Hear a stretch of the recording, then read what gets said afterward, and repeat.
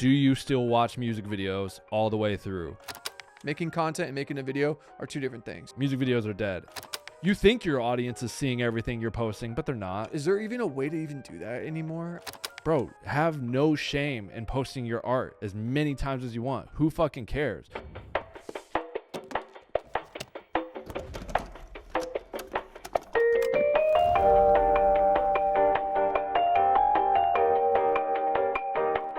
All right, welcome back to the No Late Fees podcast. My name is Tom.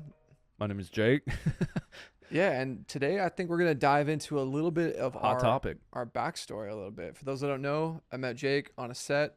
It's a music video for a group called Radical Something, which are Radical Nothing right now. I don't think they exist anymore.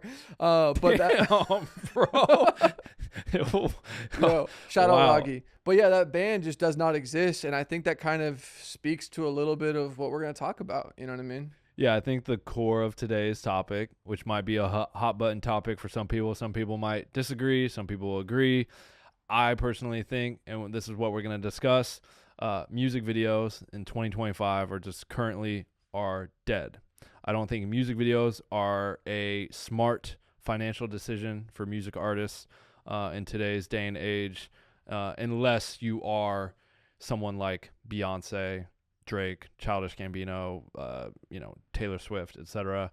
I think if you're any sort of artist beyond them, mid-tier, low-tier, indie tier, it just doesn't make sense to put a bunch of money into the production of a music video and instead focus on like short-form content or getting other creators or influencers to make content using your music. And I just feel like, yeah, music videos are dead, but we came up shooting music videos. That was our bread and butter. That was our livelihood. That's how we have built our careers and why we have the businesses that we have now. So I also owe my life and career to music videos. And I remember I said this 2 years ago. Maybe it wasn't that long ago, but I said this 2 years ago. I went online and I was like, music videos are dead. And I caught a bunch of flack for it. Even someone like Calmatic, and people like that, directors came at me and bro, you're wrong. And it's the people that were saying I'm wrong, either A, didn't want to acknowledge that or could see the changing times, or two, are people that worked with those major artists doing these big music videos, and then they're obviously going to have a different outlook. But yeah, I mean, I think I feel kind of strongly about this topic as someone who has companies that does marketing to try and drive revenue and sell a product. Very similar, artists are selling a product. That product is their music. And how do you generate revenue in a smart financial way? And I just think currently music videos are not the way to go about it. In that same analogy, if an artist is trying to sell their product, which is streams or people listening to it, it would be like us as a business using a carrier pigeon or using a mailer or a billboard. There's way better techniques to get eyes on your product. And in the same way, a music video was probably that form of marketing. In the same way back then, a mailer or a little thing on a windshield wiper was the way you got awareness out. Now you just use Meta or Facebook ads. So I'm sure the artists, they're kind of getting a new tool where it's vertical, it's TikTok, it's making reels, it's making content.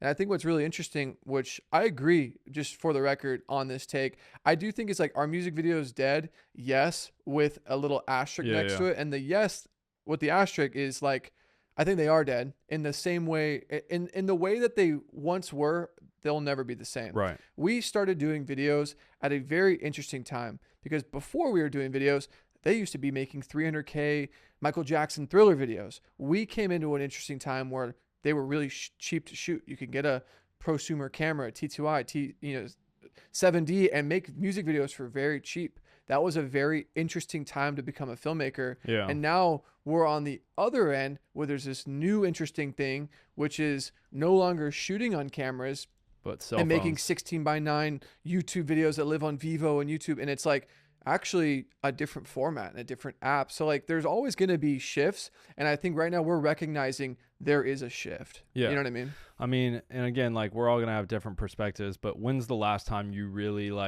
watched a music video online and shared it with your friends and it made an impact or went crazy viral and spread? I think now artists need to look at music videos more of a passion branding thing. Like, hey, like I love this song. I have an idea for it that I want to get out into the world, and they use it as a way to market and brand themselves as an artist more than just trying to like promote and sell a song. And so, but I still think that really applies to like the bigger artists. Like if you're an indie artist Kendrick, Drake, Beyonce, Taylor. Exactly. And if you're an indie artist coming up, to even spend 10-15 grand on whether it's your own money or maybe you're with a small label for a music video that's then going to go and get 20,000 views, if that, like I just don't think it's smart. And you'd be better spent like, you know, making a bunch of short form pieces of content and or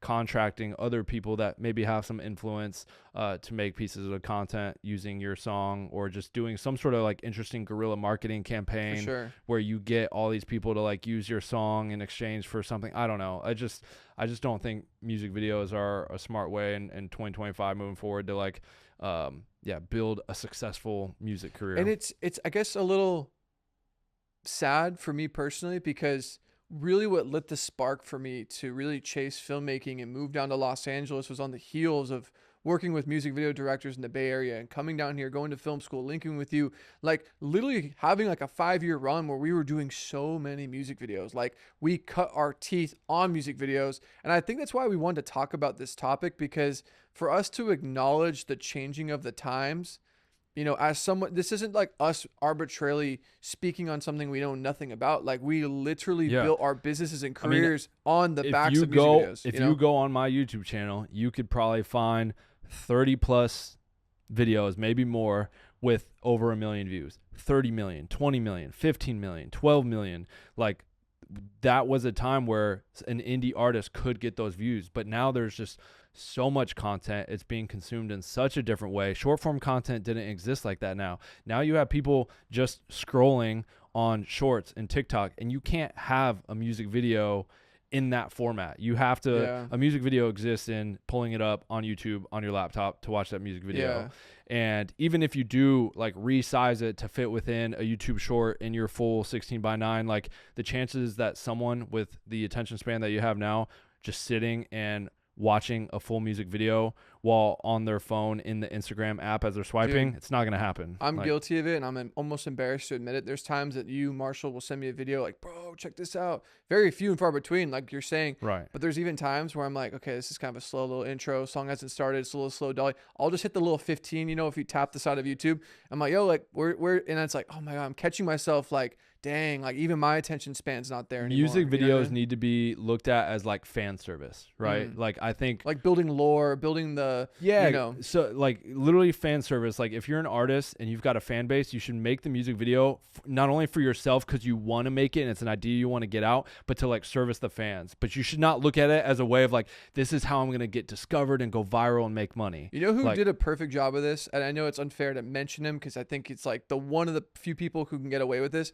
The Not Like Us Kendrick video, what he did is there's so many little moments where he's like hopscotching, right? And doesn't like, now the fans, to your point, are like, oh, he's hopscotching because this lyric, and now the fans are connecting, oh, he's doing push-ups in this scene, and the fans are like all internet sleuthing, like, oh, because like it was during the beef, right? So it was so smart to do a video that had these little visual Easter eggs, like, and I think that's like where a video maybe really did make the most sense. Well, 100%. I think that leads me into kind of my next point is like, you should also do the music video on a song that like is gaining traction or pops. Like you should not just be like, I like this song, it's not out yet, I'm going to spend all this money making a music video and release a music video with the song. No, like you should wait to see what catches, make pieces of short form content surrounding that song, and maybe you think it's going to be hit and it's not, but then there's this one song you do put out and you make some pieces of content behind, or it catches wind and like it blows up, then you make a music video for that song and you service the fans who obviously like that song. They like what is being said, they like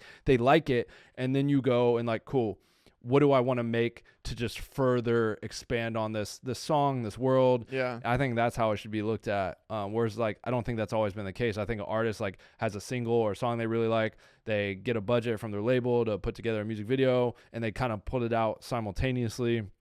And yeah, like you said, long gone are the days of these, you know, well, not, I mean, this still exists for some bigger artists, but yeah, you're not having Yeah. the 500K music videos like that anymore. And if they are, it's like a Drake video where like he can just afford to like, I think the Nokia video, like I remember reading something on Twitter where it's like, yeah, he got like IMAX cameras, spent like 400 or 500K, and it was just like, Yeah. and like you said, that video, cool, saw it, came and went. A week later, no one was talking about that video. I think Sam sent it to me and I watched it and I was like, oh, that was cool. Yeah. And then on to the next thing. And it's like longer the days where like, at least for me, this, everyone's probably has their own version of this. For me though, when we were coming up, there was a couple videos where like it, like I feel like captured the cultural like zeitgeist, like everyone was sharing it. And for me, that video was like, This Is America. Yeah. That Donald Glover video, or Childish Gambino, where it's through the warehouse and he like shoots that one I'm like, this is insane, technically insane, but like, wow, this is a good video. You know what I mean? And like that, I feel like did its rounds. I think it got video of the year. It was like DM shared. It was like, that one was what people were talking about. You know what I mean?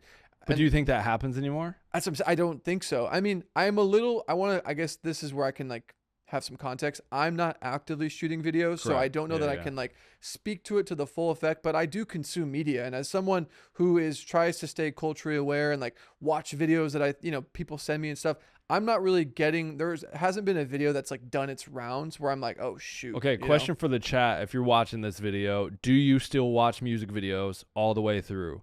Do you actively search for music videos? If someone sends you a music video, do you watch it? Like, do you genuinely consume full music videos and like look forward to that? I would be curious. Let us know in the comments below. When's the last time you've watched a full from 0-0 playhead to the final of like an actual video, Actually, recently, the MGK cliche video, just because people were talking about it nonstop online just because they didn't know how to feel about it. Like, is this corny? Is this weird? Like, what is MGK doing?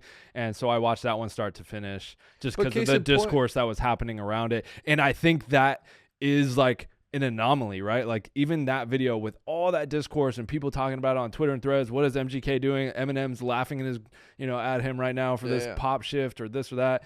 And like, still it has like 5 million views, which like, dude, Mr. Beast, Marquez Brownlee will put out an update about a video about a new iPhone and get 20 million views. Like, so it's like our music. Yeah. I just don't think, you know what I think it is?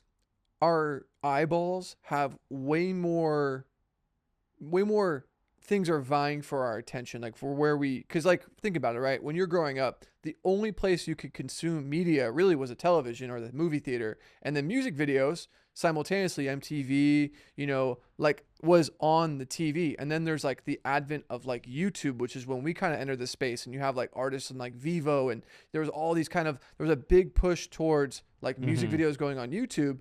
And now I feel like the domain in which we're watching content and consuming it is vertical on social media, on YouTube Shorts, Reels, TikTok.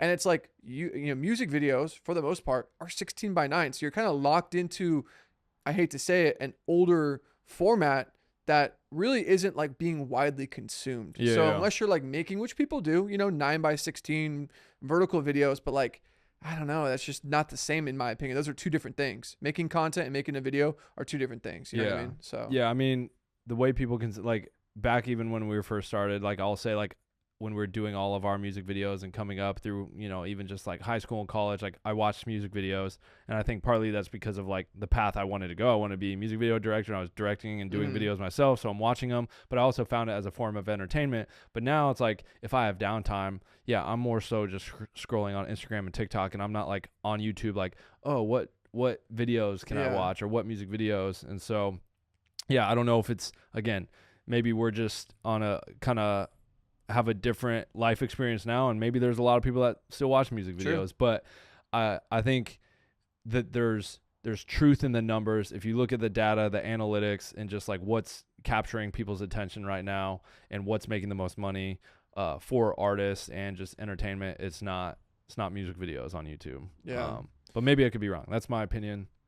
There was one time though, I think you told me it was like a deal you had worked out with like an artist where he didn't have any budget, and like I remember you shared some, I don't know the data or the analytics. So this is on the screen. This is what's crazy of like how I made money coming up as a music video director, is like the artists that I was working with early on, I made a deal with them where it was just like, hey, you don't have to pay me for your music video, but the video that I shoot and direct, it's going to go on my YouTube channel.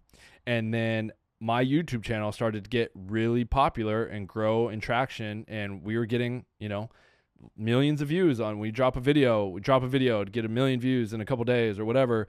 And there's many videos on my YouTube channel, music videos, where I made $15,000 just in the YouTube revenue, just from one video, just from the revenue of that video getting Which, no way would be a good example. That video to this day I think has 15 million views. If I were to go into my channel dashboard and go look at the lifetime of what that video has earned, I think it's like $16,000. So that's how I was like making my money, is just like, damn, bro. that deal that I worked out with him. But I had the foresight to understand, like, yeah, like I'm gaining traction, like, and that's how I'll make my money. I could see that there was opportunity to make money via like getting all of these views. That's actually kind of cool. I say this because when you told me that, I never really knew the exact number, and that's insane. But what's cool is, instead of just taking like the short come bump, like, oh cool, I made $1,000 off this video, onto the next. It's like to have I was investing in myself. Yeah. And like, I guess, is there even a way to even do that anymore? I mean, like how bring that into 2025, and you like are offered the same thing, like to partner with an artist, maybe Kyle. Like, is there even ways to like prolong? And I don't think so. The only other person who's been able to do that, I think, is Cole Bennett with Lyrical Lemonade. But I think other than that, like every other artist nowadays wants to build their own brand, their own channel, their own thing. And so like you would have to like, even the artist that you're talking about, I think, didn't he claim a lot of those, and now he does his own thing? Yeah, like I don't make money off those videos anymore because they've been claimed and whatnot. But like, yeah, I came in at a time where like I had built like kind of this opportunity for those artists to like get free videos and get seen. And I had people that wanted to, be a part of that YouTube channel, and like all the music videos that were being posted there, like people wanted to be a part of the Buff Nerds and get some of that attention that came with being posted on that YouTube channel. And I was able to swing that, and it worked out really well in my favor. Yeah. Versus like, yeah, making $1,000 off of directing a video, one-time fee, it's over. So like I played the long game. It worked out. It could have not worked out, but it did. But like, that's how, I kind of made my money and built my career in the music video space. And then you met me when I moved to LA, and continued to do that for a bit. And we were directing those music videos, some of which were going on that YouTube channel. Then it got to a point where, those artists, and like the times changed where everyone wanted their own thing, and they didn't want to be a part of like this, Jake's thing, or this. They wanted to build their own brand, their own channel, their video would be like you working out, and they're probably like, oh, I'd rather just live on my own thing. Honestly, I want to hear you finish that thought, but we got to thank today's sponsor, which is Prism Lens FX. We essentially make in-camera effects filters, prisms, handhelds. I mean, shoot, whatever you need to kind of get that little in-camera look you're going for.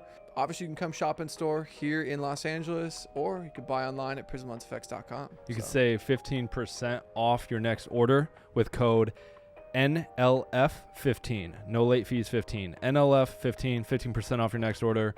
Shout out to Prism Lens FX for sponsoring this podcast. And back to the episode.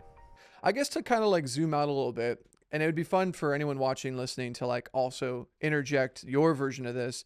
What was the video you saw coming up at the right time, right when you picked up your camera, where you're like, you know what, like, dude, this video fucking rocks. This video is awesome. That like made you really just chase it, and it lit a fire. Like for me personally, and I kind of mentioned on a previous episode, like Colin Tilley, coming from the Bay, was one of the more kind of like GOAT music video directors. I would imagine he's still doing videos now, but he had done a video for me. I think it was Chris Brown in the LA River, all black and white.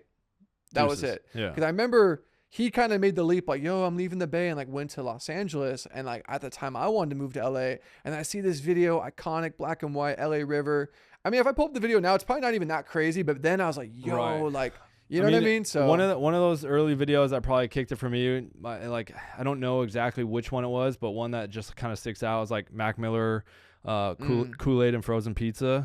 I just them walking around New York, and like some of the colors in that, and just like the camera gliding around, like, and I just know it was shot with like a little DSLR. Dude. I just remember going like, I could do that. Like, you know what I mean? And kind of did it, For sure, man. So that was, dude, that was such a fun little era. And that's, I don't want to sound like, oh man, these two guys are just salty and they're not even in the industry anymore. We probably feel like, no, I mean, it's just, I guess for us, like having been in that like pocket for so long, And it's just interesting to like kind of see like where we're at in life. Like I maybe am not the biggest consumer of music videos, but I also don't think I'm alone in that. I just think that's like Yeah. that's different. And I think like the conversation we're having is kind of actually more because we're friends with a lot of like artists and stuff. Yeah. Where like I don't think labels are gonna give $100,000 to a music video. They're probably thinking, let's give 15 to this.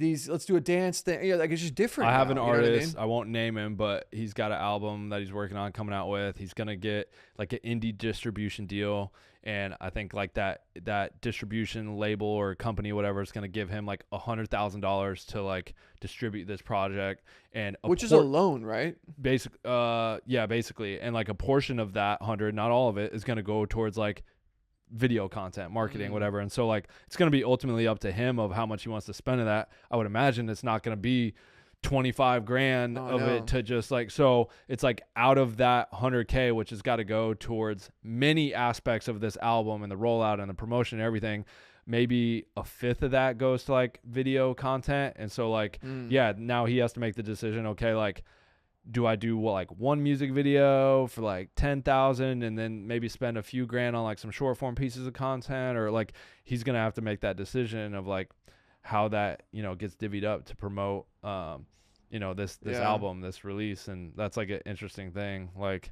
to think about. Is like, yeah, how do you spend that money? What's the best way to spend that money to try and get as many people to listen to your music as possible?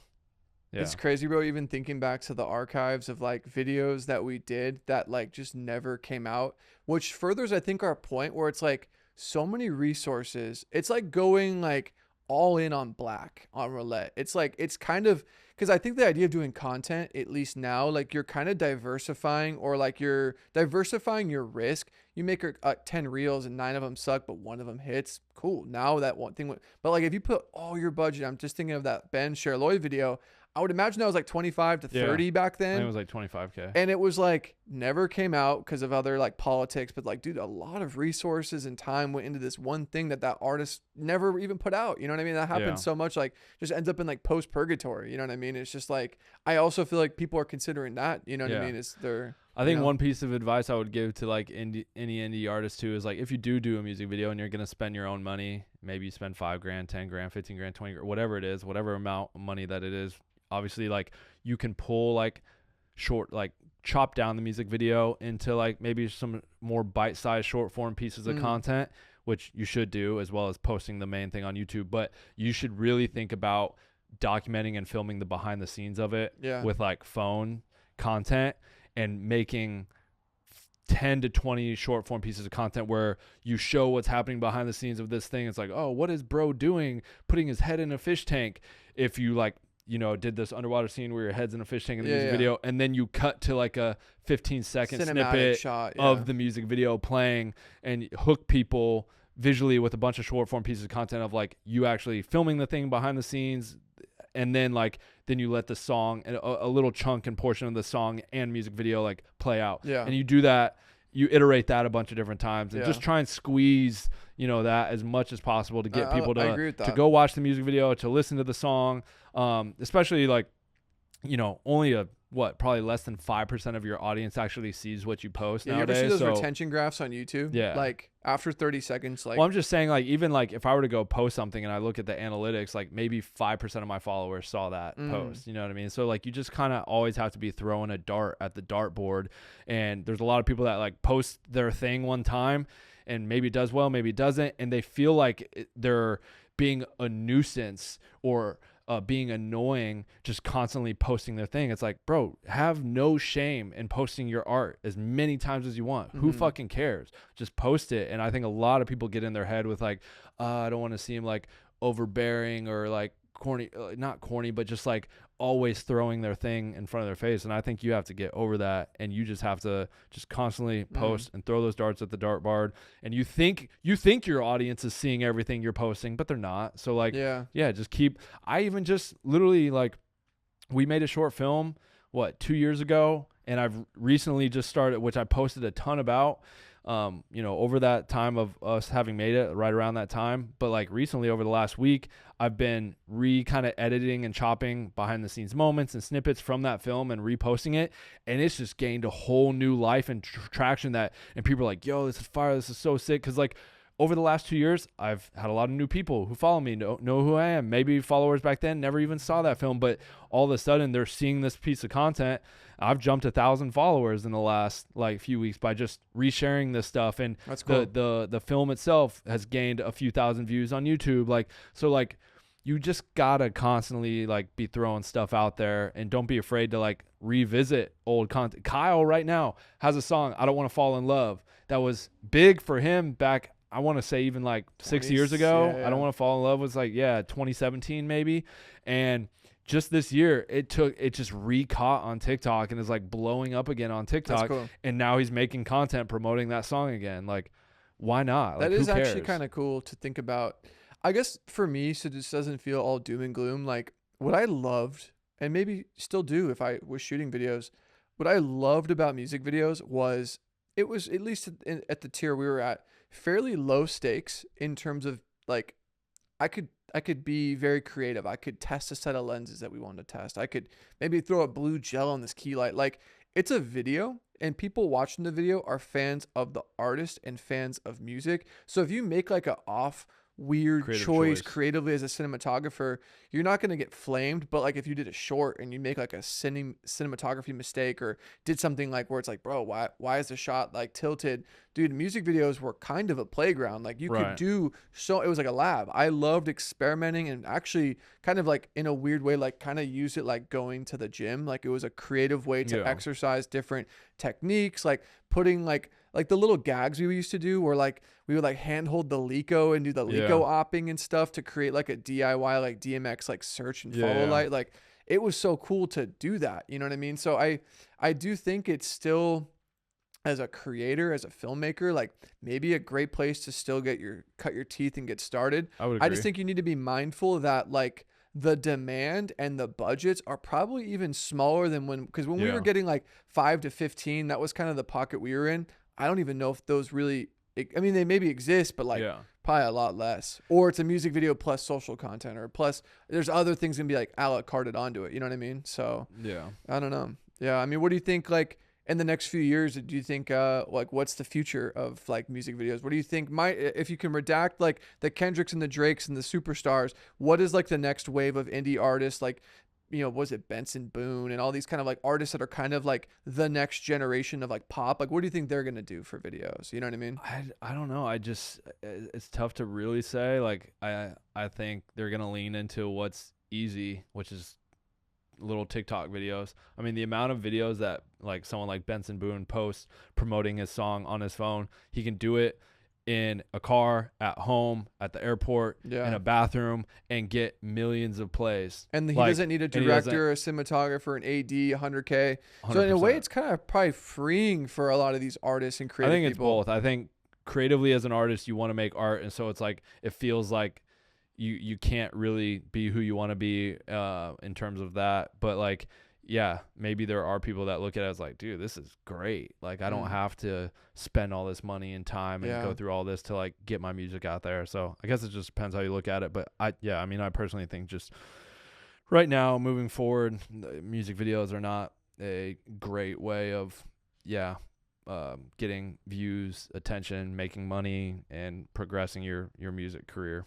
To land this plane, just since we did so many videos, what was your favorite music video in terms of the production being fun or just the final output, and your least favorite, wish you were never on that set, wish it never existed? And they could be fairly short answers. I think my favorite one's the Kyle Taugher Money Now video. I think we had such a fun time making that. It was a fun time on set, and we got to like kind of recreate something from our childhood, which was like kind of MTV Cribs. That was fun. And I feel like the ultimate final result was like felt very reminiscent of that and took you back. And so like I feel like I did my job as a director. The video is cool, the song's cool. It was just a fun shoot day. Some videos you may really like the final result, but it was just an absolute hell. Just from pre-production to the day to just everything. Like the video we did in Jamaica, like although that was like fun, like the back end of Like and I like post-tone. the final result, but like the for PopCon or whatever, Yeah. but like the back end of that was just absolute hell. And so like it's hard for me to look at that as like one of like, even if I did like it as my favorite video ever, it would be hard to be like, oh yeah, that was my favorite, because there's kind of just like a negative connotation to the back end experience on it. But I don't know, probably the Money Now video is one of my favorites. So if that's your favorite, I'm trying to think of like, There's so many, dude, I know. I think one, just because like something really bizarre happened on this set. It was an overnight shoot in the middle of the desert, and we were filming goats. And it was Steadicam mopping for a buddy of mine. I'll just leave his name out of this. And we're like, I'm literally at midnight with a little intercom on, and they didn't have like scissor lifts and stuff. They just did a light on a drone. So the drone literally had a light, and it could only fly for like 8 or 10 minutes. And then the dude had to like land it and switch the battery. But instead of there being a camera on the drone, when he panned it, you could like pan a light. And it was cool. I'm like moving in on this goat and this like searchlight, UFO lights lighting it and stuff. But that's the only light they rented. They put all their money on this like UFO kind of drone thing. And I'm on the intercom where the director and the DP and the drone guy are like, yo, like, gonna need to land in a moment, like, you know, the battery's running low. And I just remember, like, I don't know if it was the director or DP, they're like, no, we're gonna go one more take. And I'm just like operating, I'm filming the artist, there's dust, there's goats, it's midnight. And the drone guy's like, yo, I really need to land this thing. And he's like, nah man, the song's almost over. All of a sudden the light goes out, and the drone just, it's pitch black now, lands like probably like from here to this camera right in front of me. And it's just one of those like heavy lift drones, and just a plume of dust, and that thing was way up in the sky. And it like luckily didn't hit a goat, myself, or anybody, but then the shoot was just over at that point. Yeah, I mean, it's just dumb. But it was just like, did a drone just almost land on me? You know? And I just went home. It was just like, that was, I mean, relatively was like pretty cool for me, because I guess I got my full rate and I didn't die. But it was just like, I mean, that's where I kind of love about music videos, because it's like, when else is something so bizarre like that gonna happen? When are you gonna be filming goats at midnight where a drone almost kills you? I mean, only on a music video, right? True. Yeah, so, I mean, I feel like that's a great way to wrap it up and end it. Yeah, so I mean, going back to, what do you guys think? Do you guys still watch music videos?